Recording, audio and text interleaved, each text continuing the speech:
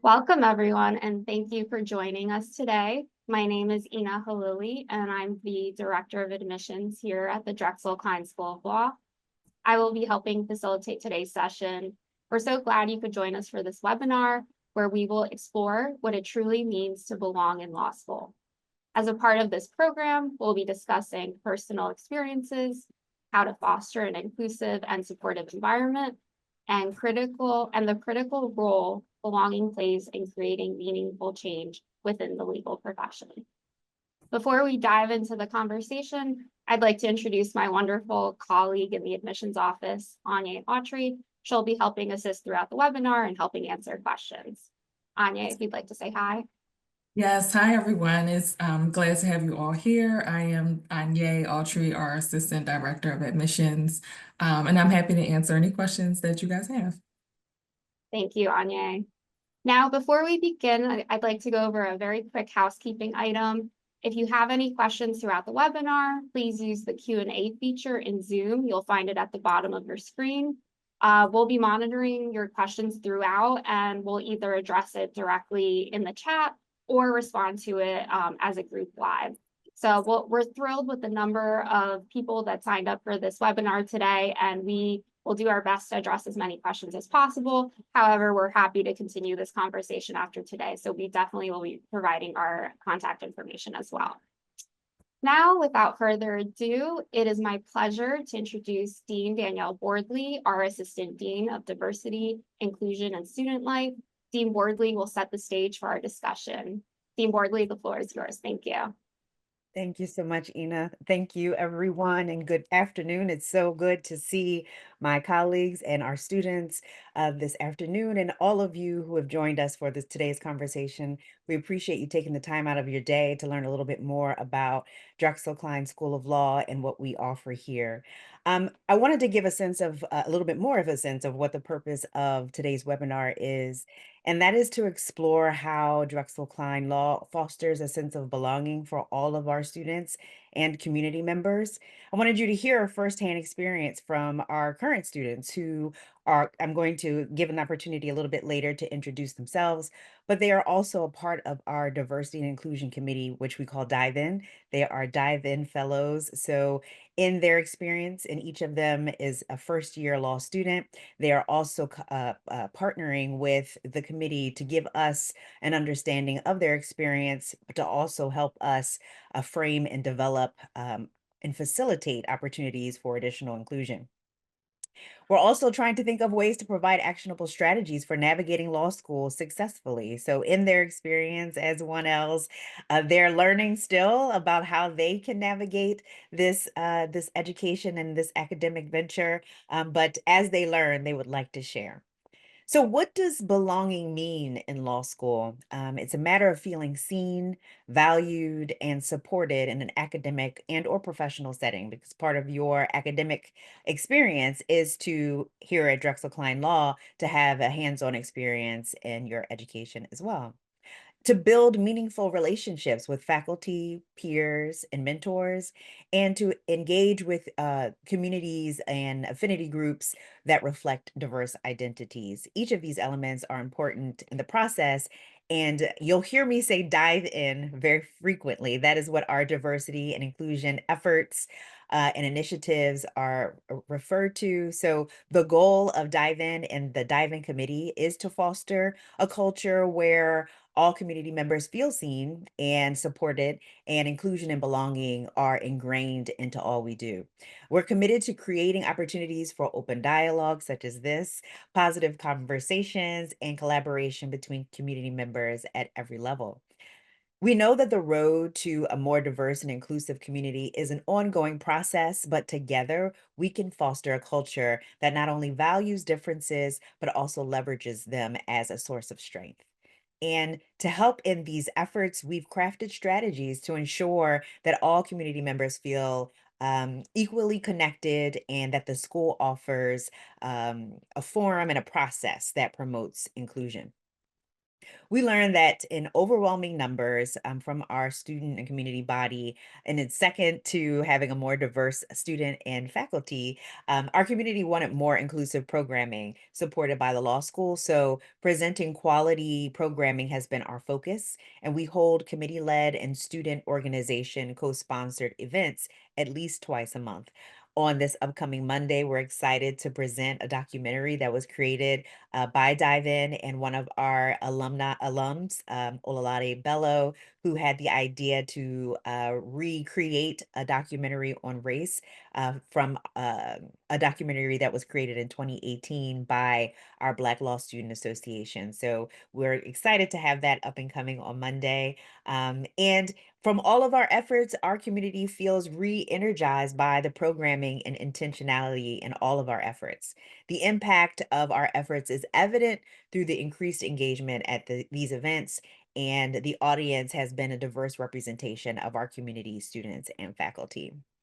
So as I, wanted to set the stage as the things that are important to us and those of you who are thinking about or planning to join our community, I wanted you to have a sense of the role that you could play to ensure that we continue to have an inclusive and vibrant community of diverse perspectives and individuals. Without further ado now, I'd love to introduce our students who have joined us today, and I'll be asking them a few questions, but if you have questions, please feel free to throw them in the Q&A and we will get to them if we can, and we're hoping to engage with you in the way that allows you the best opportunity to get as much out of this webinar as you can. So I'll start just in the order that I'm seeing everyone on my screen with Emily. Emily, if you don't mind introducing yourself. Of course. Thank you for the introduction, Dean Boardley. Hi, everyone. It's a pleasure to be here with you all. My name is Emily Carazana. I'm a 1L here at Drexel. I'm a bit of a non-traditional student. I graduated undergrad from Rutgers University with a bachelor's in political science and philosophy 7 years ago, and gained experience working in politics and academia. And during that time, I also earned a master's of public health at the University of Pennsylvania. And here my legal aspirations center around healthcare regulatory law. But my specific role here in Dive In, I mean, I jumped at the opportunity to get involved as somebody who naturally empathizes with others. I'm a staunch advocate of the fact that law school shouldn't be just about academics. It's also about shaping the legal community that we all want to be a part of. So I'm very happy to be here with you all, and I'm looking forward to this conversation. Thank you, Emily. Dana. Hi everyone, I'm Dana Giordano. I graduated from the University of Rhode Island in August, so really quick turnover. I majored in Spanish, International Relations, and Political Science, so law school felt like the next natural path. I became interested in going to law school kind of around the time of the 2016 election. I was looking at human rights and all the things going on in the news. And I joined the diving committee because these kind of webinars and meeting these kind of students are the reason that I felt so drawn to Drexel in the first place. And kind of like Emily, I jumped at the opportunity. I knew before the semester even started, this was something I wanted to do, something I wanted to be a part of. And it's been a really great community to be a part of, recommend to everybody, and happy to answer any questions. Thank you, Dana. And Tamara. Hi, good afternoon, everyone. I appreciate Dean Boardley for the introduction. It's a pleasure to be with all of you. I graduated from the College of New Jersey with a focus on business management and African American studies. So I've always had an interest in the markets and interested in how that impacts communities like my own. Worked for a few years, to say the least, at Bank of America. I was a compliance director, so I was doing lots of work with hedge funds and private equity funds, and always in the back of my mind knew that I wanted to go to law school, but was trying to figure out, what exactly I wanted to use my law degree for. In the short term, I think I'd like to, practice in some kind of transactional work, doing something similar to what I was doing previously. But I have a long-term goal really of serving the public and of doing something that is more public-facing, more government-oriented. And so I knew that having a strong legal foundation would be really important. And I chose Drexel for a number of reasons, but I think the one that stands out the most is the community here. Certainly as a student that was non-traditional, who's been out of the classroom for a number of years, it was really important to be a part of a community that appreciated that saw my skills as an asset, and who viewed me and the things that I could contribute in the classroom as something that, would make for a great community. And so I've been really excited to find that here, and being a part of Dive-In has also been, a real delight. So I'm very happy to be here and happy to answer all your questions. Thanks so much, Tamara. Thanks to each of you. So we'll dive in to the questions that we have prepared for today, and we'll kind of go through a couple of them for each of the students. But if any of you wanted to kind of tag on to what a response after I've asked the question to a particular student, feel free to chime in. We're going to start with challenges and adjustments because we know law school, well, you all know as one else, our guests may not know that law school is tough and it's a challenge. And being able to show up as your full self is a desire. But sometimes when you start, it doesn't feel like you're connecting in those ways. So, Dana, what has been the biggest challenge in feeling a sense of belonging at Drexel Kline Law? And how are you navigating it? I think the biggest challenge has been being a first generation law student and kind of accepting everything that comes with that, because I wasn't a first generation college student. My mom went to college and I was like, I don't really understand all of the issues surrounding, like I never understood why there was so much emphasis on first generation support until I got here. And I didn't do any research coming to law school. Like I was just like, I'm gonna go. And there were so many things I didn't know. Like we took civil procedure, a class the first semester. I did not know what that was at all. I was sitting in class like I don't know what this topic is, what's going on, and no one's ever gonna say to you like this is what it is. And I'm sitting around like, oh my goodness, I'm so stressed out. And another separate issue, we went to an event, like a networking event with attorneys, and they were like, what kind of law are you interested in? And I was like, oh, I'm really interested in international law. And they were like, we meant type of law, not practice area. And I'm sitting there like, there's a difference. What is happening? And so I joined the First Generation Law Society. I felt so much better, like in ways I can't even tell you. Hearing other people say that those same exact things have happened to them, feeling that sense of community from my classmates, I was like, oh my gosh, it's not just me. It was a really quick turnover for the problem, a problem I wasn't even expecting to have. So feeling the support from my classmates and everything just made me feel so much better. Excellent. That's a great, I'm glad that you were able to find community. And our first gen law society is new, just this academic year. So there's been a need for quite some time for first gen law students to come together. But there were two students in particular, the president or the co-presidents of the organization, and they said we need to make this happen because feel like there's so many in the community who need this and we need this, and they made it happen. So I'm so glad that the effort that they've put in is being received as it is. Dana, kind of going a little bit further into that, did you experience imposter syndrome? And if so, how are you handling it? 100%. And it's another thing I wasn't really ready to experience because I hadn't experienced it before. I always just kind of showed up and did what I did.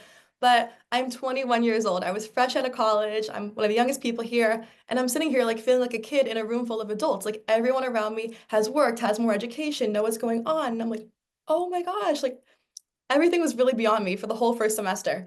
And I had to take a step back and kind of ground myself, be like, you're here for a reason. And then I started getting a little more active in the community, even, and I already felt pretty active. But I started going to academic skills, which is kind of what it sounds like, just skills to help you succeed in class. And on the first day of the second semester, grades had come out, everyone was really stressed out.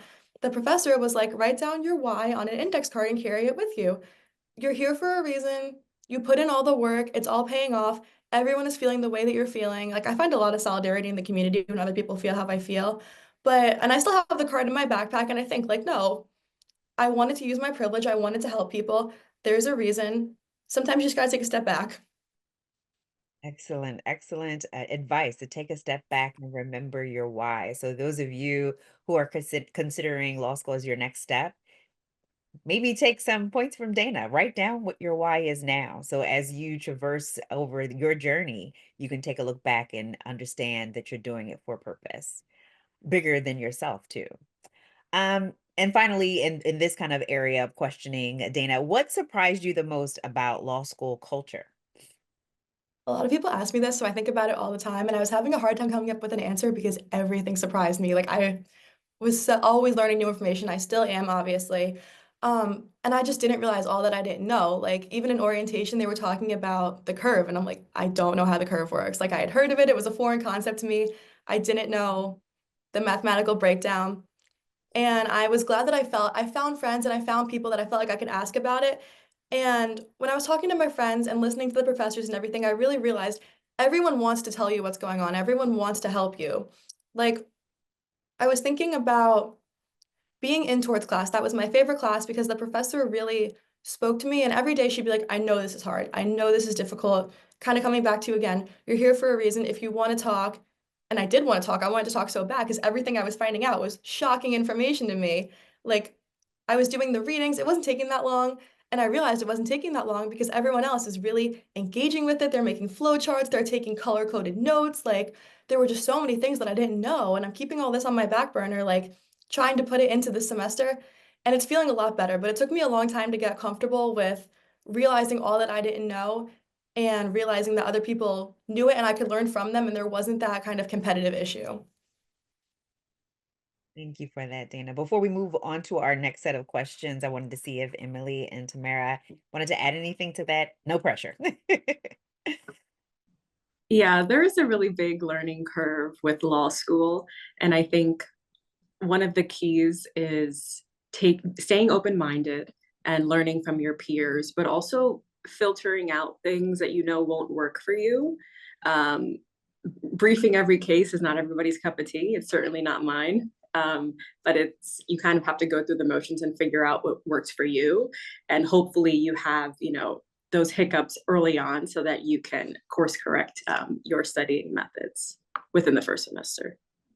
Just giving Tamara a chance. I can't tell. Okay, there we go. Yeah, no, I think you also have to just give yourself a lot of grace too. So I was at the opposite end of Dana's, situation. So I had been out of the classroom for many years.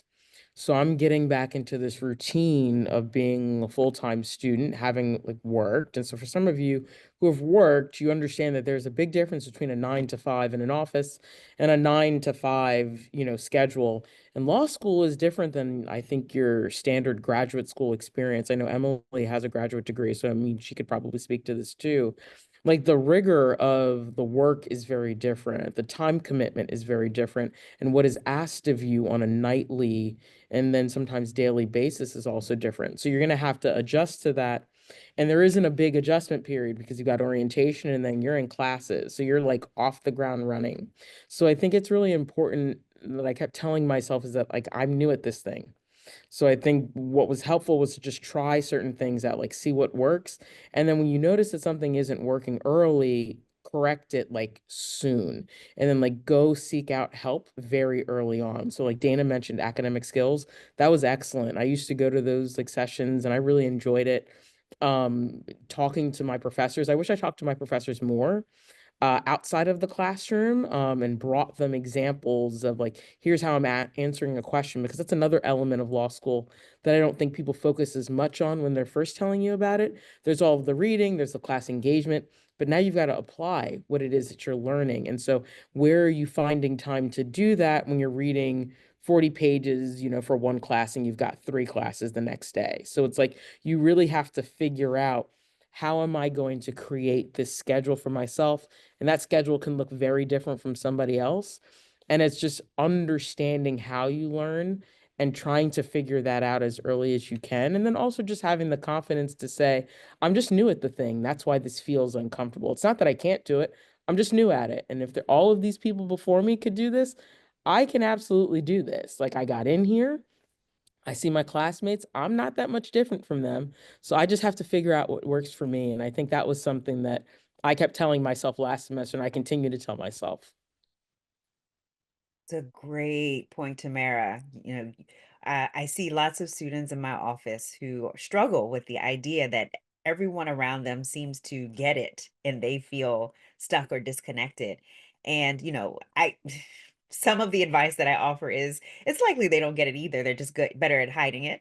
But it does take time to figure out what it is that works for you because it's so different. It's a very different experience, and you have to give yourself grace through the experience. And tapping into all of the resources that are offered to you will help you extend that grace to yourself, but also learn what works best for you. So the next set of questions that I have are related to community and support.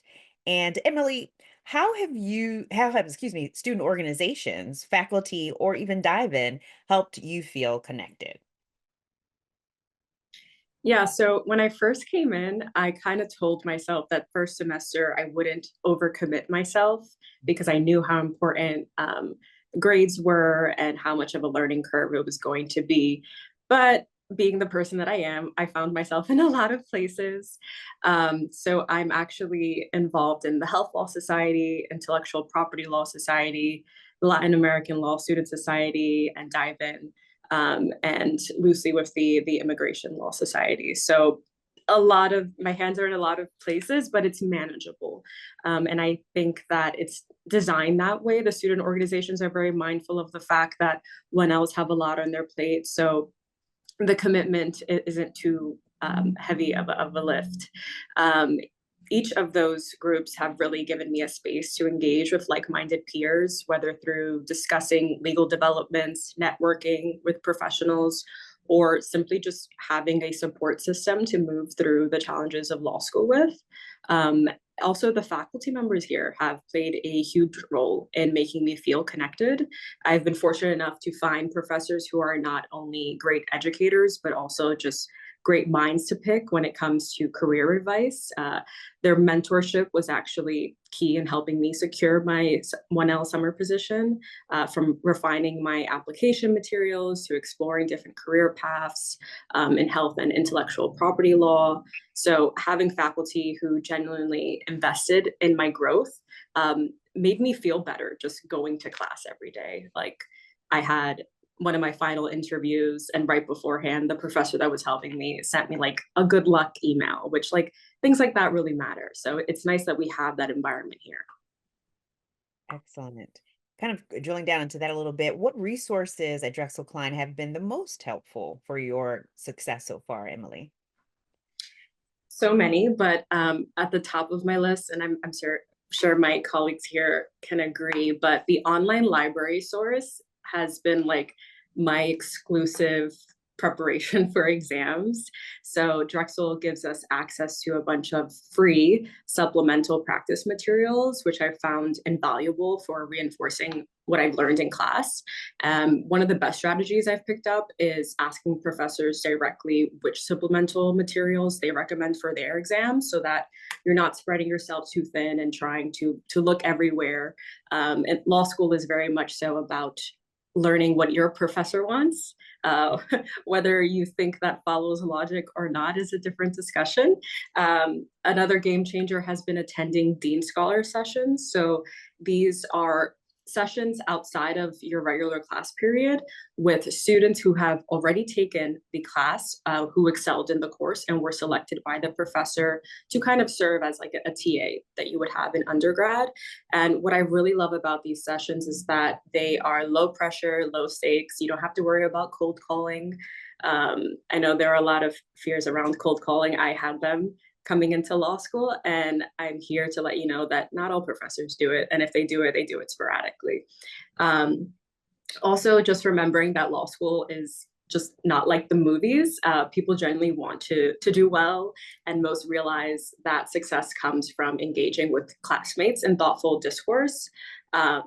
So lastly, just staying open-minded, even though that's kind of like an internal resource, I guess, connecting with people who may hold different views from you, because the reality is that once we step into the legal field, you can't avoid those differences. And we're part of a very tight-knit professional community. So learning to engage with a variety of perspectives is a skill that will serve you far beyond the classroom. Absolutely, absolutely. And thinking about the idea of inclusion, connection, and belonging, that's a great point right there, Emily. Dana, can you share an example of when a peer or a mentor, maybe even a faculty member, made a difference in your journey thus far? Absolutely. I have one for a faculty member and a peer, but also just following up on what Emily said. The faculty and the staff make themselves so available in ways that I never expected. I couldn't possibly expect more from them. Like, she hit that point so great. It has been incredible. But for my faculty one, again, my torts professor, she was explaining to us kind of her journey, how she got here and everything. And she was like, now I'm a law professor and I love my job because I get to learn every day. And that really resonated with me. We get to do this. You get to learn every day. Whenever I'm stressed out, I always think about that. And I'm so happy that I was like there to hear that and like paying attention in class, and really that was impactful to me. She would always give us little bits of advice, and I really hold on to a lot of those. And then for my peer one, this actually just happened like last week. We have a big research brief coming up, and we were doing a reflection on like how our research process went. And I was like, I kind of wanted thoughts from the class, thoughts from the professor. And I like to be pretty outwardly honest. I was like, I don't like doing research. Like, I had a really bad time with this. It wasn't hard for me or anything, but I just really did not enjoy the process. And I'm concerned because the whole legal profession feels like research. And she gave me some advice, but all my classmates were like, maybe 10 people out of 25 raised their hand and were like, we also are not enjoying this. This is stressful. This is hard. Like, this is how we're getting through it. Some coping mechanisms, like give yourself a reward at the end. And I felt so much better that the whole class was like, no, this is definitely a hard thing. It's not just you. And then my professor sent me a follow-up email after class. Like, I'm happy to follow up. I'm glad you raised that point. People don't usually feel too comfortable raising like points of embarrassment or things like that in that kind of space. And that's another moment that I felt just so much community, and I really appreciated that. Thank you for that, Dana. I think one other thing that I find myself saying to students in my office is you have to remember that you're a learner, right? I think we come into law, or individuals come into law school with the idea that you're supposed to already know, you're supposed to have a good sense of what is expected of you. And if you don't, then it feels like there's such a gap in your learning. But that's the point. Like, you are learning and you're continuously learning.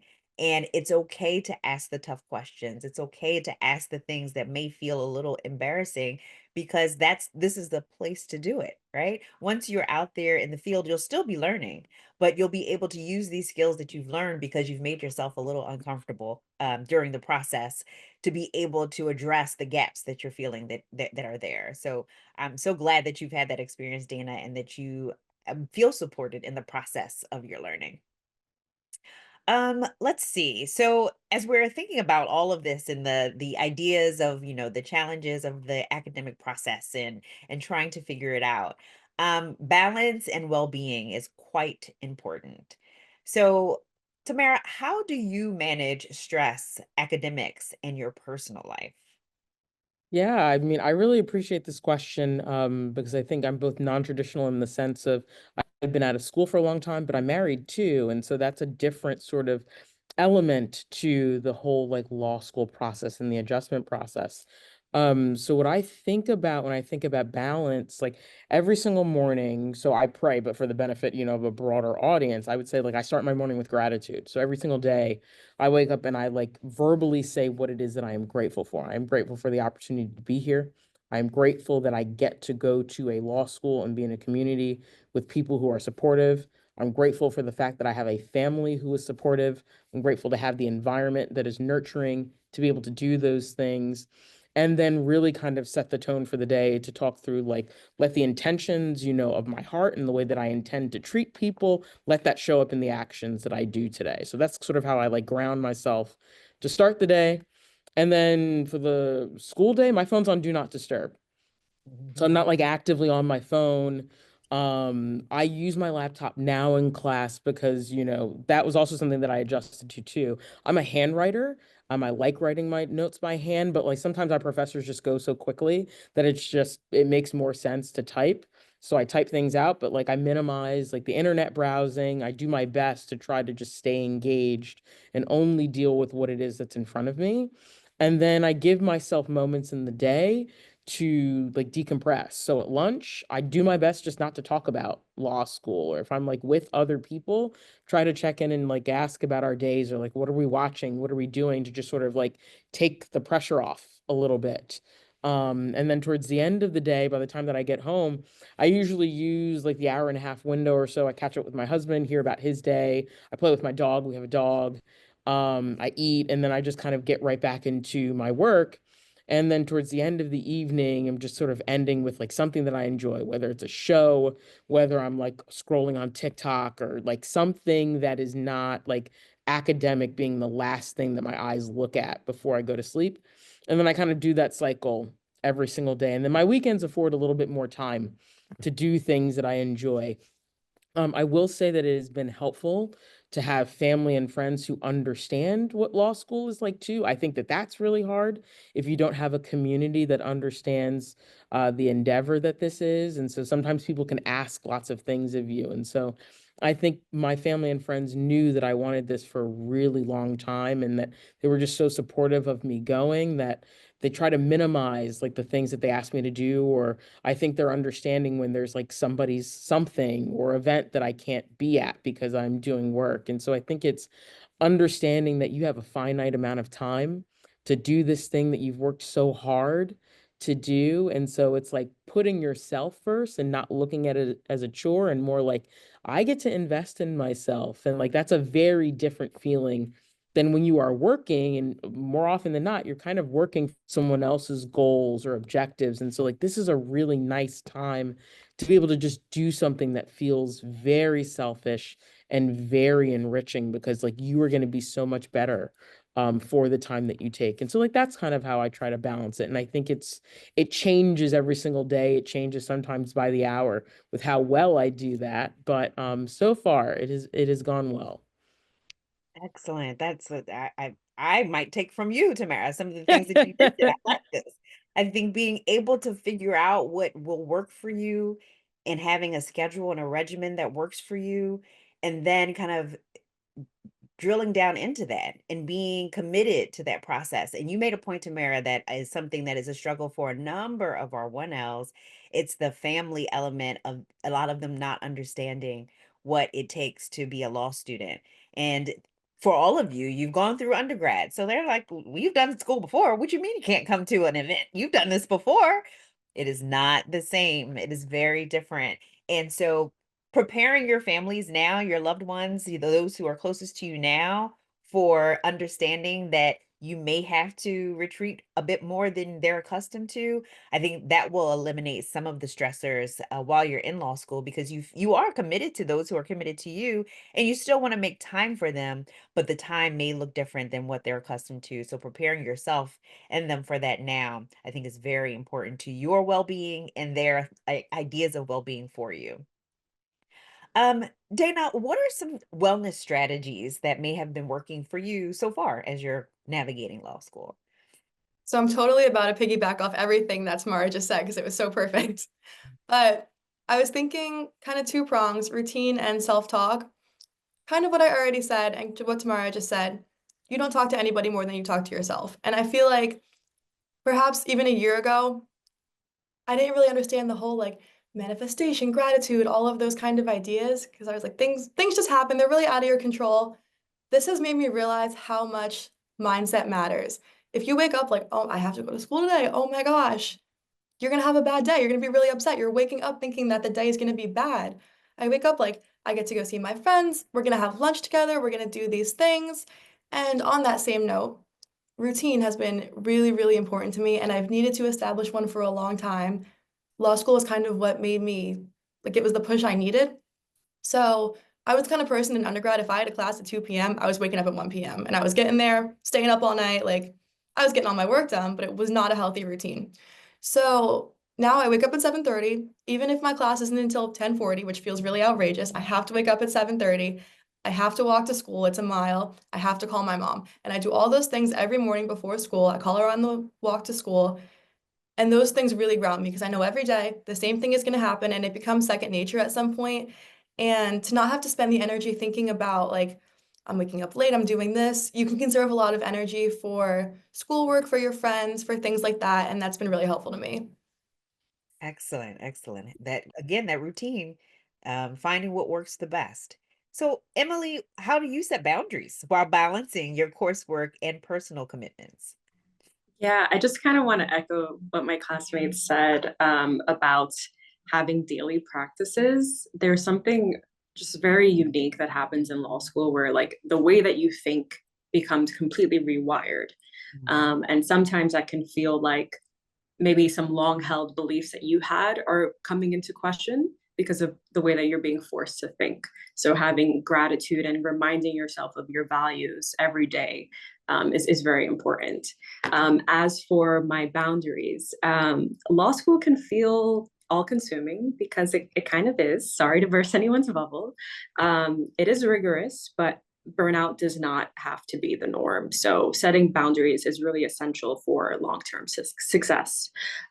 One thing that I really learned is that time management is really about priority management. So recognizing what absolutely needs my attention versus what can wait. So for me, this means scheduling personal time the same way that I schedule study time. If I showed anybody my calendar, they'd probably freak out because I really do schedule like breaks, tea breaks. I have some non-negotiables. So every day when I come home from class, whether I have an early day, late day, I work out. Like I go straight to my workout. I completely unplug, play loud music, and don't think about anything legally related. And then I jump back into it. And I'm able to do that because I've learned what works for me. Some people work best like early in the morning, waking up at like 5 and like briefing their cases before class. That is not me. I am a night owl. I do my best and most introspective reviewing late at night. And I know that. So I schedule my day around that. Also, not overcommitting. Knowing that no is a complete sentence and you can say it to people. It's tempting to say yes to every opportunity, but I've learned that I do my best work when I'm intentional about what I take on and communicating boundaries, whether it's with your peers, family, or even professors if you have a lot on your plate. But one of the biggest lessons that I've learned is that stepping away from the material is key and listening to your body. It might feel like you're just reading all day, but that very particular brain exhaustion is a different type of exhaustion, and you should definitely listen to it. It's better to actively do your work than to passively just read words on a page for the sake of getting your reading done. So stepping away and coming back to it, I found is absolutely necessary for retention. Excellent.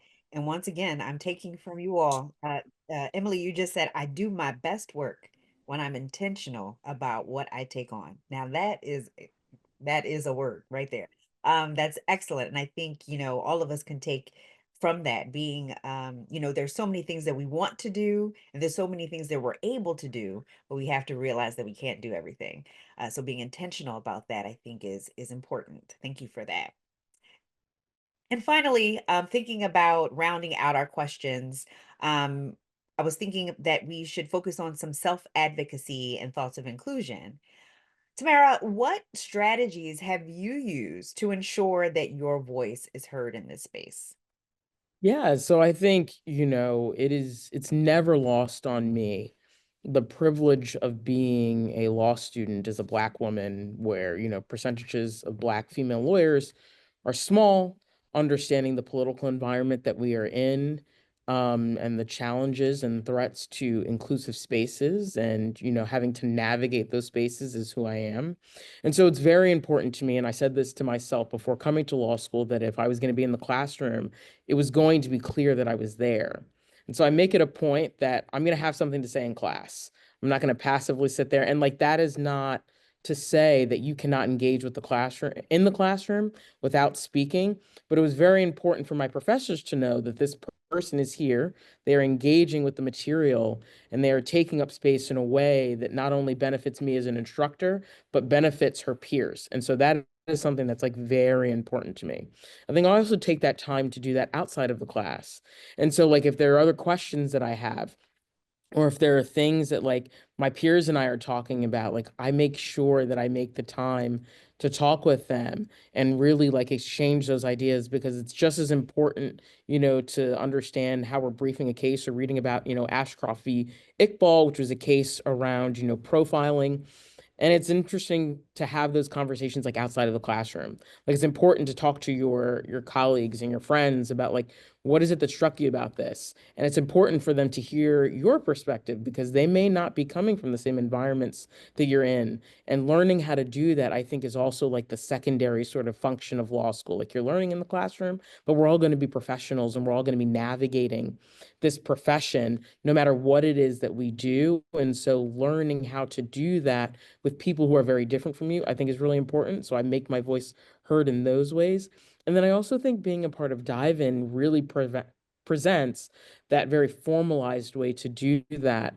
And I think it's a unique opportunity because seldom do you get at any kind of institution members from various departments getting together, really soliciting that type of feedback and not feedback in the form of, standardized sort of survey responses, like really wanting to know, how is this landing on students? Like, was this effective?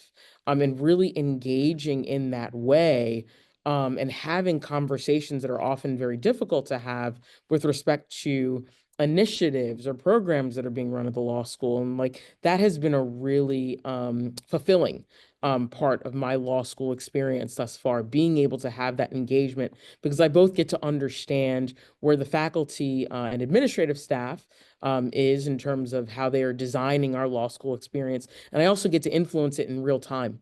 And so like that's something that's really important to me, both because of who I am and the importance, I think, of who I am to this, profession that I'm going to be entering in. Thank you for that, Tamara. And I kind of want to share something as it relates to like a conversation we had within our Dive In committee, not the specifics, but to share with you all, but also our audience. There was a particular point that was raised in our last meeting, and each of our Dive In fellows here today shared their perspective about those concerns. And from there, I took that directly to our faculty meeting so that we could continue the conversation.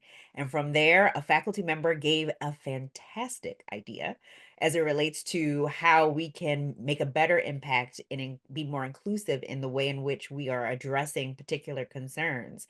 So I wanted to share that with our Dive In fellows for the sense of, we don't just leave it at the table, just have the conversation for funsies, but also wanted to share with the audience that we take seriously the commitments that our students offer and their ideas and their thoughts.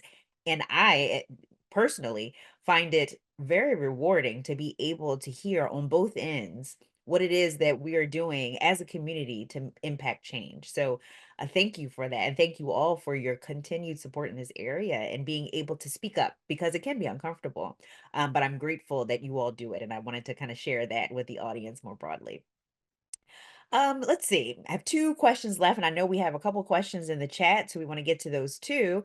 But Emily, how can new students navigate their identities in law school? First, I just have to address that good news that you shared with us. I love that. And it just goes to show that being an advocate here, it's never feeling like you're screaming into the void. Like they're actually taking what you say and they take it seriously. So that's important. When it comes to navigating identities in law school, I think it's a deeply personal journey. But one of the most important things to remember is that you don't have to do it alone. In fact, I would argue that you can't, you shouldn't. Legal work, law school, the work can be incredibly solitary and take an effect on your mental health, but it doesn't have to be. You can find community through student organizations, mentorship, or just connecting with classmates. You can do this by just going to events. Even if you think you won't be interested, you'll be surprised about where your curiosity might actually be. Even if, like me, you come into law school with a very specific thing in mind, stay open because there are many opportunities in all different fields here. And lastly, be unapologetic in who you are. I love when I'm in class and my classmates bring their backgrounds into their contributions in class. It really makes for a more well-rounded and holistic approach and more realistic approach to the law. So I think you navigate your identity by standing in it. Yeah, absolutely. Stand in your identity and the way in which you show up. I feel when I am my most authentic self, I am best received that way.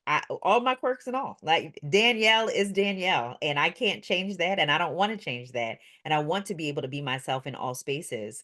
And I feel I am most best received when I show up exactly as I am. So thank you for that.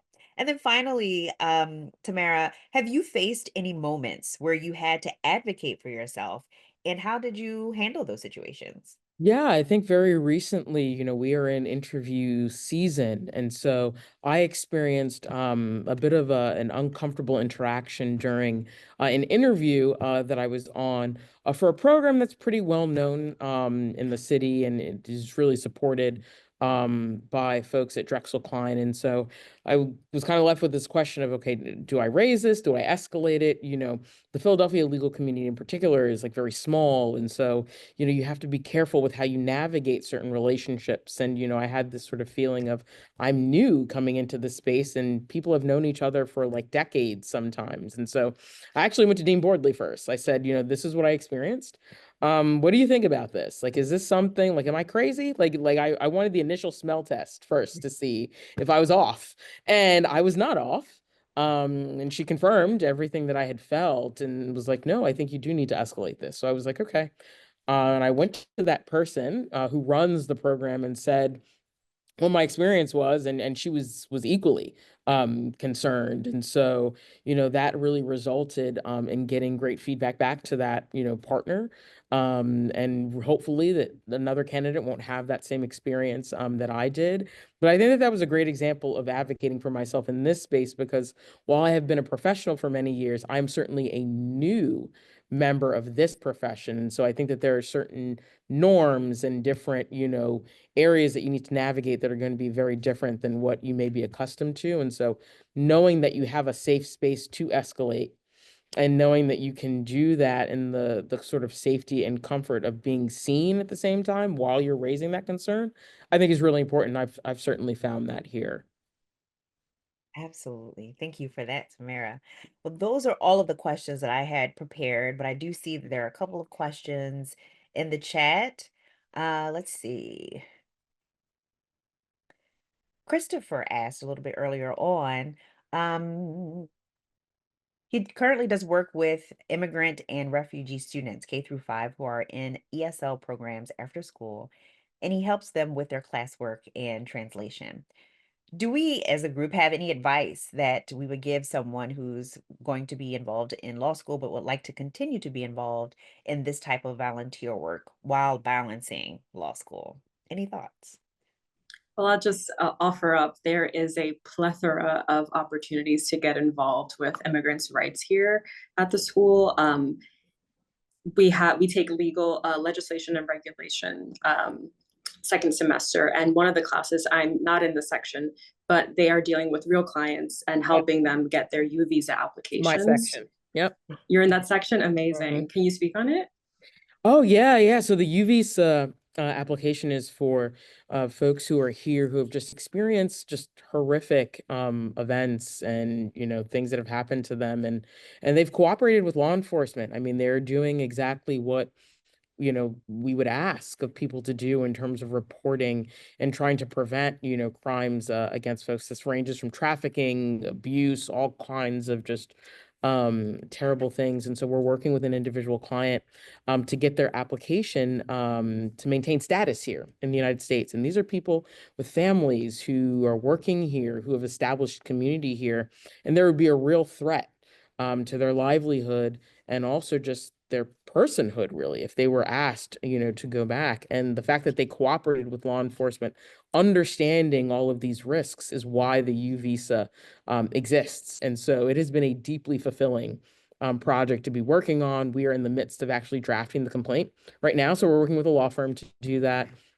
There should be a point for us to get in contact with our client. And so you're typically communicating with folks either through WhatsApp, or sometimes, you're doing that through Zoom. So we're in the process of like setting up that meeting now with our client. But it has been great for somebody who has had, very little exposure to the legal advocacy work that is connected to immigration rights.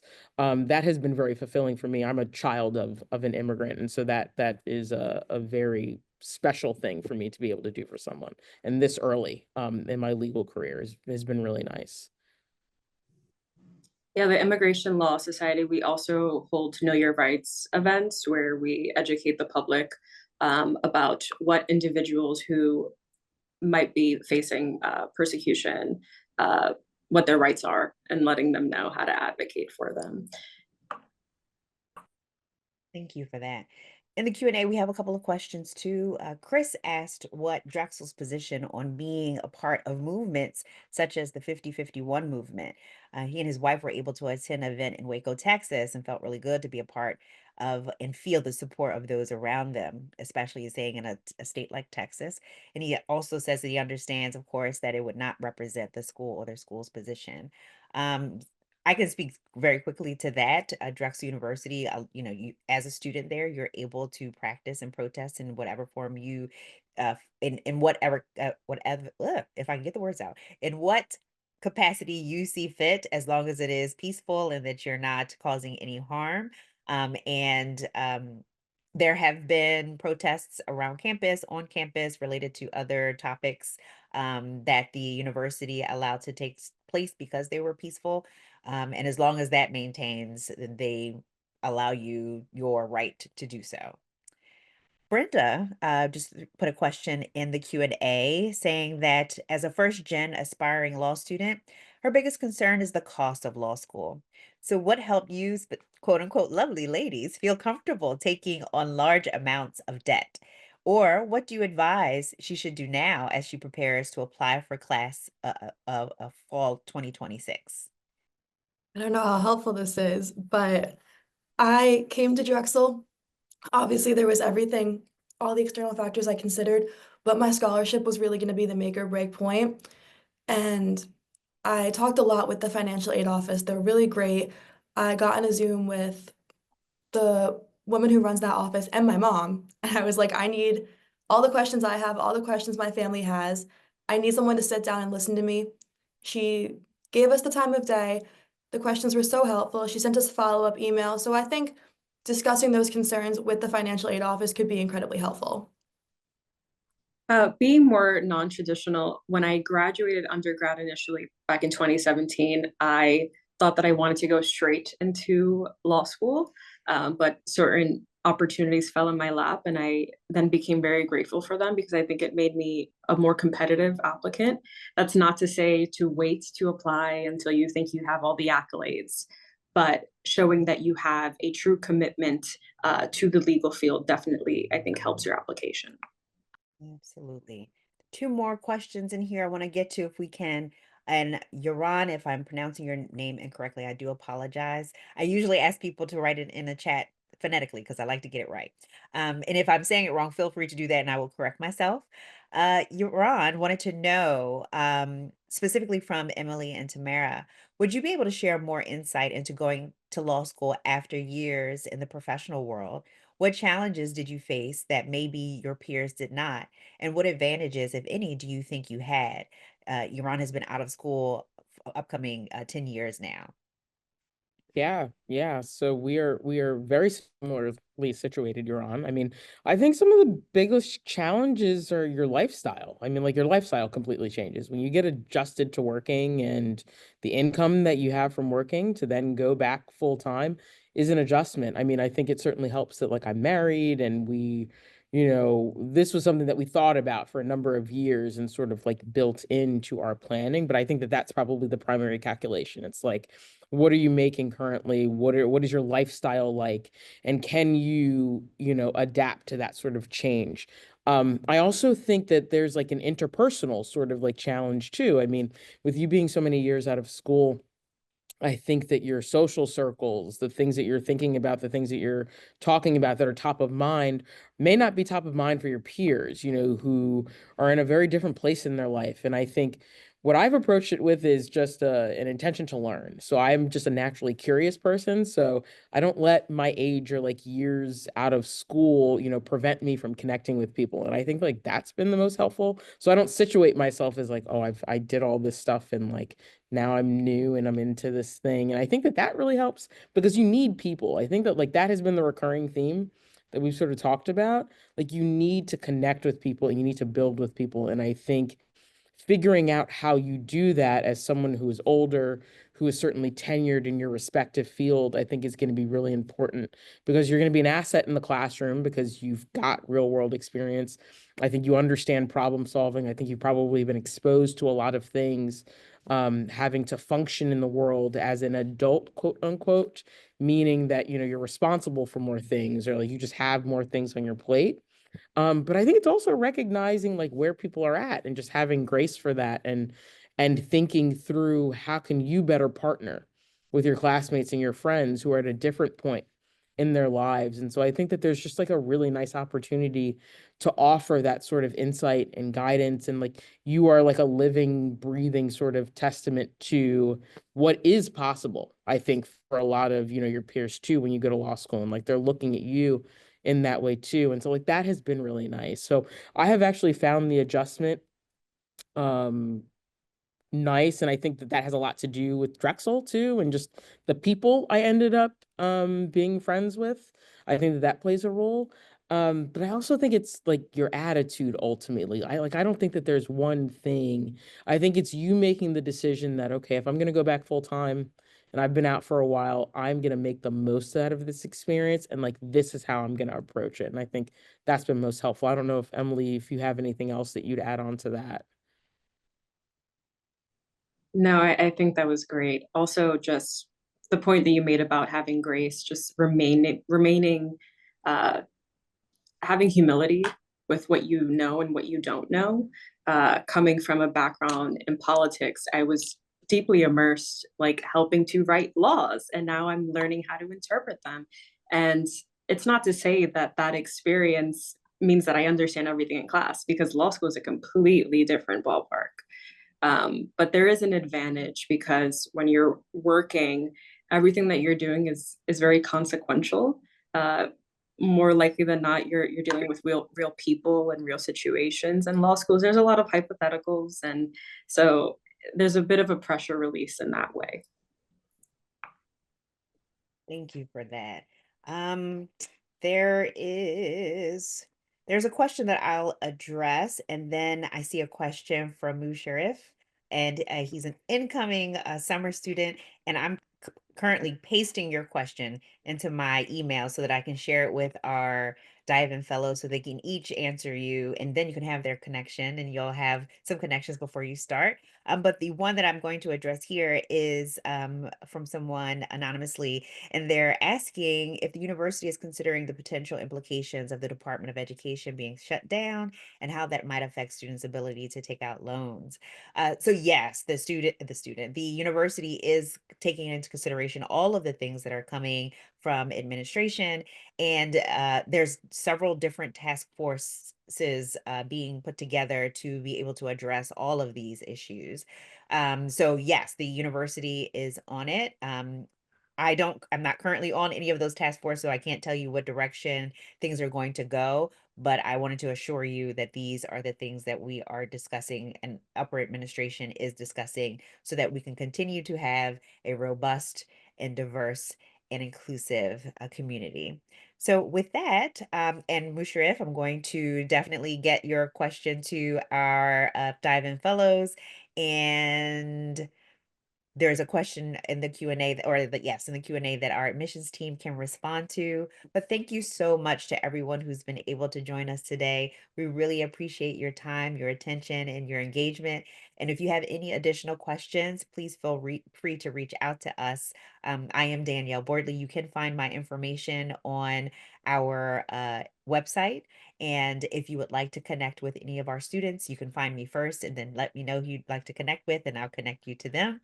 But thank you all for your time, and we look forward to engaging with you further in other webinars and possibly joining us in our community.